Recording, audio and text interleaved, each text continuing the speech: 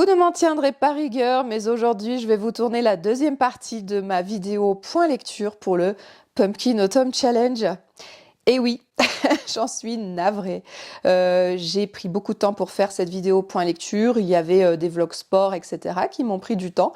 Donc, j'ai pas eu le temps réellement de filmer cette vidéo encore. Et il me tenait à cœur quand même de vous présenter mes dernières lectures du Pumpkin, puisque je les ai sélectionnées exprès pour, même si certaines, je les ai lues en décembre et en janvier. Et puis, je les ai un peu choisies dans l'optique des différentes catégories du challenge de Guimauze Terrier, que j'apprécie beaucoup. Et voilà, et j'aime beaucoup son challenge. C'est le succès d'un challenge quand même, non, de savoir que les gens s'y accrochent comme ça, que malgré tout ils donnent tout ce qu'ils peuvent pour essayer de lire dans les délais. Ils n'y arrivent pas, mais ils s'accrochent, tu vois, comme ça, c'est génial quand même. C'est le comble, je pense, pour une créatrice de contenu. C'est le comble de la joie, voilà. Donc je vous accueille aujourd'hui dans une vidéo très très joyeuse dans laquelle on va parler de différentes lectures pour le volet automne extraordinaire et le dernier volet automne rayonnant, puisque la première vidéo, vous pouvez la retrouver ici avec le petit i. Et aujourd'hui, on oublie tout ce qui est sombre, on oublie tout ce qui est frissonnant.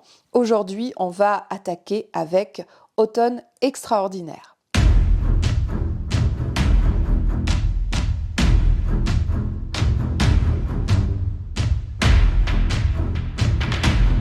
Effectivement, dans le volet automne extraordinaire, il y avait la première catégorie qui s'intitulait La bonne auberge de la pierre levée. On est dans l'univers des jeux de rôle, de Donjons et Dragons, et avec les mots-clés fantasy, quête, médiévale, JDR, livre dont vous êtes le héros et musique, j'ai trouvé un livre qui était juste parfait dans cette catégorie. Il s'agissait des Diables de Joe Abercrombie. Une lecture qui m'a surprise parce que du Abercrombie, j'en avais déjà lu par le passé et je ne me souvenais pas que c'était aussi loufoque. Là, avec les Diables, je ne sais pas ce qui s'est passé, il a fait un livre vraiment où il s'éclate. Un livre d'aventure avec des personnages très humoristiques, très hauts en couleur. Pas caricaturaux, je ne dirais pas ça, mais des personnages vraiment très loufoques et dans un livre très très loufoque. Voilà. Et je l'ignorais aussi, mais c'est une saga. Alors, vais-je lire la suite ? C'est la question. De quoi parle ce livre? Les Diables parlent de l'histoire d'une princesse qui ignore qu'elle est princesse, puisqu'à la base, c'est une petite voleuse des rues, elle est sale sur elle, elle dit que des grossièretés, elle n'a pas que de très bonnes intentions, et sincèrement, c'est un personnage relativement antipathique au début du livre. Mais par un heureux hasard, on va retrouver sa trace et elle va apprendre qu'elle est une princesse. En tout cas, qu'elle doit être l'héritière du trône, celle qui va devoir réunir l'Empire d'Orient et d'Occident dans un monde en proie à des dangers divers, des conflits, la peste qui règne. Et l'Église lui enjoint de se faire accompagner par différentes personnes qui vont assurer sa sécurité. Accompagné donc de différents personnages de la chapelle du Saint-Sépulcre, menés par un prêtre alors très maladroit et tout un tas d'autres personnages extrêmement grincheux ou soupolés, tout ce que vous voulez. Une pirate, il y a un magicien qui a de très mauvaise intention, en tout cas bien dissimulé. Il y a aussi un guerrier un petit peu plus loyal, une lycanthrope, certainement mon personnage préféré, et enfin le plus dangereux de toutes les créatures, ce qu'on appelle les diables, une petite elfe toute mignonne et voilà, très très redoutée, puisque les elfes, pour des raisons juste de racisme, sont considérés comme étant des démons, alors qu'en fait c'est des créatures absolument adorables. Bref, tout ce bon monde va accompagner la princesse dans sa quête, à savoir dégager du trône tous les cousins qui sont en train de mettre le pays à feu et à sang, réunir les empires, etc. Donc bref, un roman d'aventure très sympathique, dans lequel il y a quand même quelques petites longueurs. Ça reste un énorme pavé, il me semble de 700 ou 800 pages. Mais j'ai quand même pris beaucoup de plaisir à le lire, même si je ne m'attendais pas à ça. Et moi, j'aime bien apprendre dans mes lectures. Disons que ce livre m'a mis un petit pied de nez quand même, parce que je m'attendais à de la haute fantaisie, avec des choses assez épiques, avec des thèmes très sérieux. Et au final, je me suis retrouvée avec un roman d'aventure qui me faisait penser un petit peu à du Gabriel Katz, vous savez, Le Puits des Mémoires. des personnages loufoques et j'ai quand même apprécié ma lecture. Je pense que je vais continuer cette saga, mais j'ai mûri cette question avec le temps. Quand j'avais fini de le lire, je m'étais dit non, je vais pas continuer, ça ne m'intéresse pas. Et puis finalement, la curiosité est quand même là et j'ai bien envie de le lire. Sachez tout de même que c'est un livre qui a beaucoup divisé la blogosphère. Il y a vraiment ceux qui l'ont détesté, il y a des personnes qui l'ont beaucoup aimé. Je suis sortie à chaud de ma lecture, un tout petit peu mitigée, parce que je me suis dit, waouh, c'est quand même assez loufoque et tout, je sais pas si j'ai envie de retourner dans cette lecture. Et puis finalement, en l'ayant un petit peu mûri, j'ai bien envie de continuer cette saga. Je vais attendre tout de même qu'elle sorte en poche. Je n'ai pas envie de me ruiner dans tous les tomes. Et puis voilà, je l'ai partagé en tout cas avec plaisir dans une boîte à livres pour que quelqu'un d'autre puisse découvrir un Joe Abercrombie qui visiblement s'est lâché avec Les Diables. La deuxième catégorie de automne extraordinaire s'intitule Chaudron, foudre et clair de lune. Dans cette catégorie, les mots-clés étaient fantastique, magie, potion, sorcière, infusion, amour, famille et herboristerie. Alors j'ai lu dans cette catégorie, en pensant surtout à amour, famille et un tout petit peu à herboristerie, à l'histoire de Raspoutine, narrée ici par Isaure de Saint-Pierre, une autrice qui n'en est pas à sa première biographie, et j'avais trouvé ce livre en boîte à livres. J'étais extrêmement intriguée parce que je voulais depuis très longtemps découvrir la vie de Raspoutine et exactement ce qui s'était passé, le contexte historique dans lequel il a vécu et approché la famille impériale avec les Romanov. Et j'ai été agréablement surprise. D'abord par l'écriture qui est fluide. Il s'agit d'un roman, c'est donc l'histoire un peu romancée de la vie de Raspoutine, mais tout de même très documentée et une façon très humaniste de présenter Grigori Raspoutine, qui est un personnage qu'on a quand même tendance à beaucoup décrier. Un personnage fascinant, mystique, mais qu'il s'est construit de nulle part, puisqu'à la base il était qu'un simple paysan né en Sibérie, qui a laissé sa femme et enfants pour aller faire un long pèlerinage, et qui à travers des rencontres un tout petit peu heureuses, et beaucoup d'opportunisme, a réussi à approcher la famille Romanov et il s'est particulièrement attaché et rapproché de la tsarine. On lui prête une liaison avec elle, mais on n'en est pas sûr, donc on ne sait pas réellement ce qui s'est passé. En tout cas, Isaure de Saint-Pierre ne va pas aller dans toutes ces rumeurs, si vous voulez. Elle va s'en tenir aux faits et elle va quand même romancer un petit peu certaines aventures de ce fol en Christ, comme on l'appelait, puisqu'il était un petit peu allumé, on lui prêtait des pouvoirs de guérison et c'est ça qui a fait qu'il est entré en contact avec la famille Romanov. C'était pour guérir le petit tsarevitch qui était tout le temps malade, qui souffrait d'hémophilie et il n'y avait que la présence de Raspoutine qui l'aidait à le soulager. Donc forcément, il a pu approcher cette famille très très influente. Mais finalement, c'est Raspoutine qui va apporter son influence sur la famille. Sa vision très populiste des choses, assez naïve aussi. Il disait, il n'y a que le tsar, Dieu et le peuple. À savoir que le tsar répond devant Dieu, il répond aussi devant le peuple. Et il avait ces idées extrêmement ancrées dans la culture traditionnelle russe. Tellement ancrée qu'on lui prêtait aussi l'appartenance à une secte très très très ancienne russe qui prône la rédemption du Christ par finalement le péché. Donc il faut vivre un petit peu dans le péché pour se faire pardonner, si vous voulez. Et donc Raspoutine, on lui prêtait beaucoup d'aventures avec des femmes, mais également des messes, voilà, pratiquement des orgies, si vous voulez. Qui ont fait certainement aussi une grande partie de sa réputation. C'était extrêmement intéressant parce que la Russie de cette époque, elle est vraiment en train de s'effondrer. La Russie impériale, c'est l'avènement de la Russie moderne.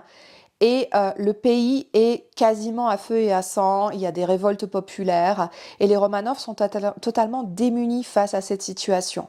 Le tsar leur apporte donc Grigory leur apporte donc une certaine forme de réconfort tout en soignant leur fils. Et donc, c'est comme ça qu'il s'est attisé aussi la colère, la foudre de différentes personnalités, des jalousies, des rivalités. Et donc, finalement, il va être assassiné. Donc tout ça, Isolde de Saint-Pierre le raconte très très bien dans son roman. J'ai vraiment beaucoup appris. J'ai un autre livre qui parle de sa vie, dans lequel je vais essayer de confronter les différents éléments, les faits, pour essayer voilà, d'en tirer une forme de vérité. Mais ça a été une lecture très très intéressante que je conseille vraiment à toutes les personnes qui sont intéressées par des personnages historiques ou ne serait-ce que l'histoire du monde. Ce que j'ai déploré toutefois dans le roman, c'était peut-être une fin un tout petit peu précipitée. J'aurais aimé plus d'éléments autour de la chute de Raspoutine, même si le complot qui l'a entouré était particulièrement mesquin et particulièrement violent. La catégorie suivante s'intitule Le cercle et la comté. Les mots-clés étaient fête, gourmandise, réconfort, joie, diversité, singularité, empathie et vivre ensemble. Dans cette catégorie, j'ai lu Alfie, un roman qui se lit très très vite de Christopher Bouix, ou Bouy, je ne sais pas trop comment on prononce. Il s'agit d'un auteur breton et c'est une lecture qui m'a été recommandée par mon libraire. J'ai passé un super moment avec Alfie parce que Alfie, c'est de la rigolade. C'est vraiment un livre qui est fait pour se détendre, mais qui est en même temps fait pour réfléchir à la thématique de l'intelligence artificielle. Alfie, c'est effectivement une intelligence artificielle qui va être acquise par une famille, la famille Blanchot, une famille en apparence toute normale, mais qui a ses dysfonctionnements. 2 parents, 2 enfants, un chat. Et lorsque Alfie est connecté pour la première fois, il va devoir apprendre qui sont toutes ces personnes dont il va devoir organiser la vie au quotidien. Aide aux devoirs, planning journalier, trajet domicile-travail, le café du matin, les croquettes du chat, bref, Alfie doit s'occuper de tout et il doit apprendre à composer avec les différentes personnalités, mais lui, c'est une machine. Donc, ça questionne l'intelligence artificielle et ça fait très peur, puisqu'Alfie régit absolument tout, y compris les rythmes cardiaques, il est connecté à toute la domotique. Et malheureusement, ça va poser quelques petits soucis, étant donné que entre les 2 parents, ça ne va pas très très fort et qu'ils ont l'intention de commettre un adultère. Donc forcément, il va y avoir du désordre. Donc c'est fait de façon très très drôle. À la deuxième partie du roman, l'auteur a pris la décision d'orienter le livre dans une autre direction, à savoir une espèce de thriller domestique à suspense, chose à laquelle au départ je n'ai pas forcément adhéré, mais en continuant, je me suis laissée porter par le livre en me disant bon, c'est pas le livre du siècle, mais c'est quand même assez sympa. J'ai continué et j'ai beaucoup apprécié la façon dont il traite l'intelligence artificielle à ce moment-là, comme un personnage à part entière, qui a vraiment son importance. Voilà, son rôle va transmuter et c'est hyper intéressant. Tout au long du livre d'ailleurs, les rapports entre les personnages sont assez sympas parce que c'est une famille qui est profondément dysfonctionnelle. En particulier, la relation entre l'intelligence artificielle et le chat est très très drôle parce que le chat ne comprend pas ce que c'est. Alfie ne comprend pas ce que c'est que cette bête-là. Et en gros, ça donne lieu à des situations assez cocasses. En tout cas, je vous conseille la lecture d'Alfie si vous aimez les lectures légères, mais qui interrogent beaucoup sur les nouvelles technologies. Ça se situe un petit peu entre Black Mirror, Futurama ou encore À la recherche de Gurb, je crois. C'était un livre que j'avais beaucoup aimé sur un extraterrestre. Bref, une entité qui est inadaptée à son environnement et qui doit s'adapter. Et voilà, donc c'était un très bon roman. Je vous conseille vraiment la lecture d'Alfie si vous avez envie de passer un super moment de lecture et si vous vous intéressez à cette thématique. La deuxième lecture que j'ai effectuée pour le cercle de la comté, c'est Peut-on encore manger des bananes de Mike Berners-Lee.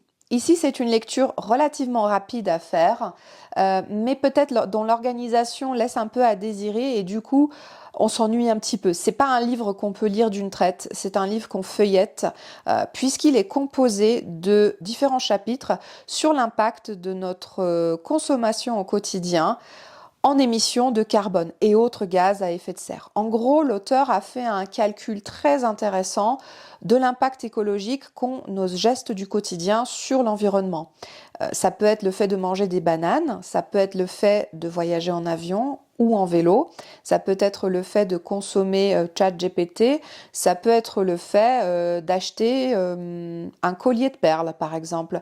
Donc c'est très très intéressant sur les gestes au quotidien, les emballages, les déchets, etc., etc. C'est une lecture que j'ai trouvée assez bien fichue parce que c'est un livre de vulgarisation scientifique et finalement c'est tout ce qu'on demande à ce genre d'ouvrage, c'est de nous renseigner sur la réalité en fait de l'impact de de notre consommation au quotidien.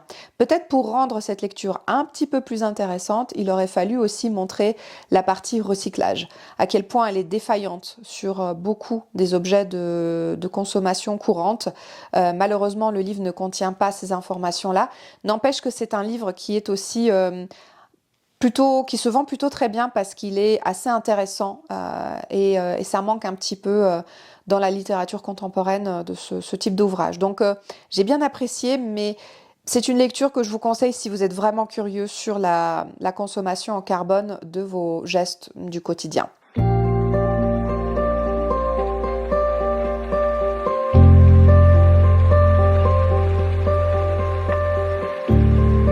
La catégorie suivante, qui s'intitule Automne rayonnant, est aussi composée de différents chapitres. Pour le premier, je ne couperai pas mes cheveux, je ne parlerai pas moins fort. J'avais prévu de lire Alexandra David-Néel avec son voyage d'une Parisienne à Lhasa.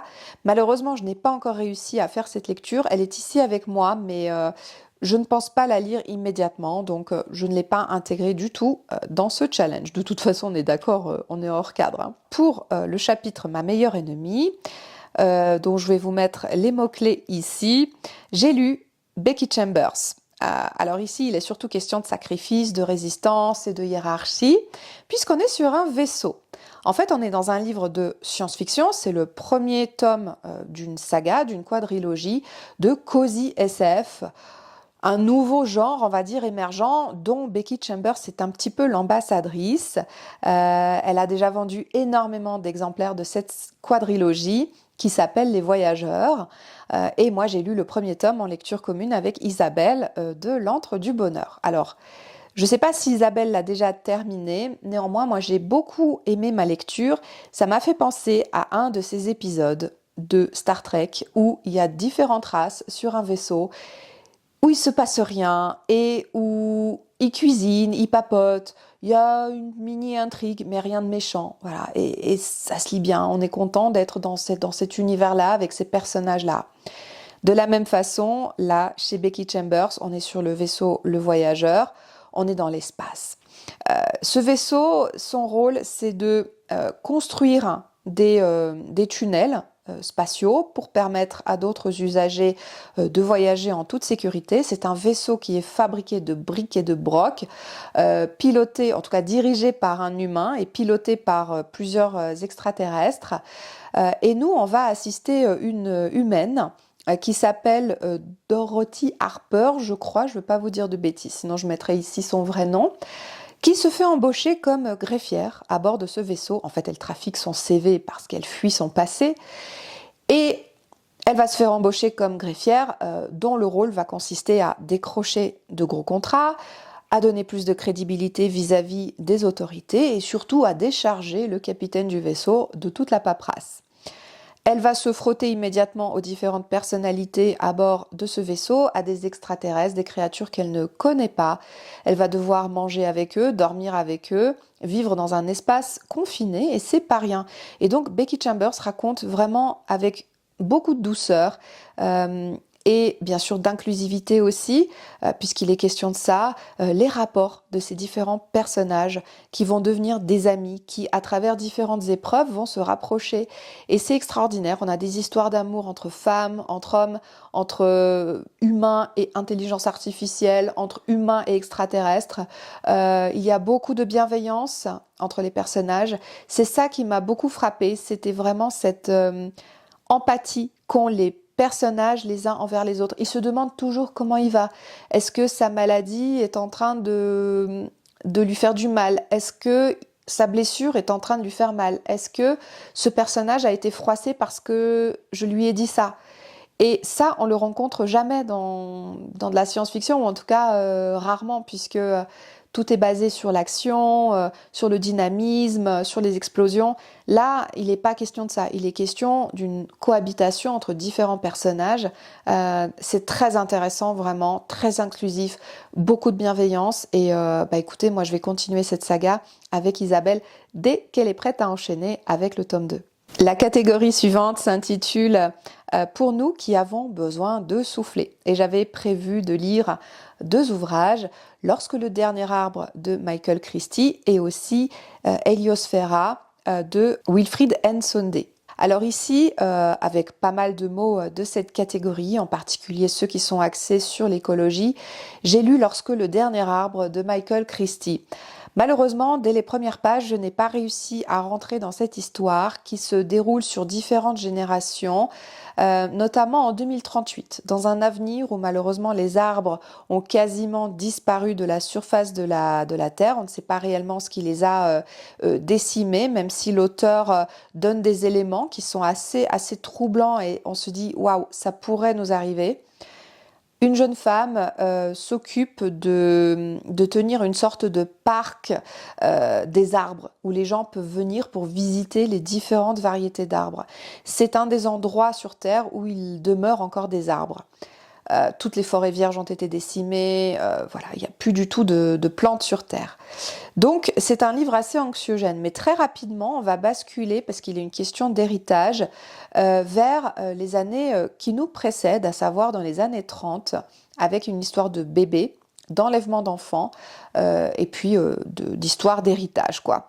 Donc ça m'a un petit peu troublée, parce que je savais qu'il était question d'un roman intergénérationnel, mais je ne m'attendais pas à passer autant de temps avec ces personnages, certains assez antipathiques, dans les années 30 justement, et c'est peut-être ce qui a péché dans ma lecture, c'est que je ne savais pas trop où l'auteur allait nous mener. J'ai donc pas réussi à m'attacher au personnage, je n'ai pas réussi à apprécier l'écriture qui pourtant est superbement bien traduite et très poétique, et je n'ai pas non plus réussi tout simplement à rentrer dans le cœur de l'histoire. Je me moquais un petit peu de ce qui pouvait arriver à nos personnages, même au bébé. Et donc voilà, c'est une lecture pour moi en demi-teinte, même si j'ai réellement eu envie de l'apprécier, mais malheureusement parfois le livre ne rencontre pas son lecteur quand le lecteur n'est pas assez attentif, ou en tout cas qu'il est trop fatigué pour effectuer cette lecture. Je vous renvoie peut-être à d'autres points lecture, je vais essayer de vous en trouver quelques-uns plus détaillés peut-être, que vous puissiez découvrir un peu ce livre s'il vous intéresse. Et en tout cas, vous, n'hésitez pas à me partager aussi en commentaire votre avis sur ce livre si vous l'avez adoré. J'ai aussi lu Héliosphéra, Fille des abysses, pour cette même catégorie de Wilfried Nsonde, que j'ai eu la chance de rencontrer en personne et qui m'a conseillé ce livre lui-même. Il m'a dit une histoire entre deux morceaux de plancton et un bout de plastique. Voilà, et j'ai tout de suite adhéré à cette aventure et à ce roman d'amour. C'est le seul roman qui est paru dans la collection Monde Sauvage de chez Actes Sud, puisque d'habitude c'est une collection qui est dédiée plutôt aux ouvrages scientifiques, mais il s'avère que Wilfried Nsonde a été l'invité d'honneur sur le Tara. C'est une goélette scientifique qui part tout le temps faire des expéditions et des études sur le monde animal marin. Et donc, il a pu voyager comme ça au large de l'Amérique latine. Et le vaisseau est parti du port de Concarneau, si je ne m'abuse, mais peut-être Lorient, je ne sais plus exactement. En tout cas, le Tara, c'est une goélette assez connue. Elle s'est même une fois laissée emprisonner dans la glace pour pouvoir mieux étudier les formes de vie sous-marine. Donc, c'est assez intéressant de pouvoir suivre ces aventures. Et donc, Wilfried Nsonde a été entouré de scientifiques et très inspiré pour son roman qui raconte les impacts écologique, une fois de plus, entre un ballon qu'un papa jette dans la nature pour punir son fils qui n'a pas écouté ses ordres, un ballon qui va finir de se dégrader dans les rivières et dont les morceaux de plastique et de microplastiques vont aller s'étendre partout dans les mers, et ces petits plastiques qui vont rencontrer eh bien, deux morceaux de plancton qui tant bien que mal essayent de survivre dans leur environnement. Wilfried Nsonde arrive à appréhender les différents dangers quotidiens, le réchauffement climatique, tous les bruits qu'on peut avoir dans les océans, les microplastiques qui émettent des petites paillettes luminescentes qui ont tendance à troubler justement tout ce petit monde microscopique animal. Et il interroge l'impact écologique que nous, humains, nous avons, mais aussi cette forme de cohabitation impossible, cet amour impossible entre des déchets humains et puis la sauvegarde, la préservation de la vie sous-marine et de la vie tout court. Donc c'est un très court roman d'une beauté d'écriture, d'une puissance aussi dans l'image, que je vous conseille réellement si vous êtes amateur déjà de la plume de Wilfried Nsonde. Vous l'avez peut-être découvert sans savoir avec Femme du ciel et des tempêtes. Moi j'avais déjà adoré cette lecture à l'époque, mais là Héliosphéra c'est encore différent. C'est ancré dans l'écologie, mais en même temps c'est très très poétique et j'ai vraiment passé un superbe moment avec cette lecture. Et enfin, reste tout le temps avec Brindille. Et bien là, madame, elle devait lire des livres graphiques. Or, elle n'a pas toujours le courage de lire des livres graphiques. Je n'ai donc rien lu pour cette dernière catégorie. Écoutez, il ne me reste plus qu'à clôturer cette vidéo en vous disant que je suis ravie vraiment de vous avoir retrouvé dans un nouveau point lecture. Et en tout cas, je vous souhaite de faire d'excellentes lectures et je vous retrouve très bientôt pour une nouvelle vidéo. À plus sur ma chaîne. Ciao!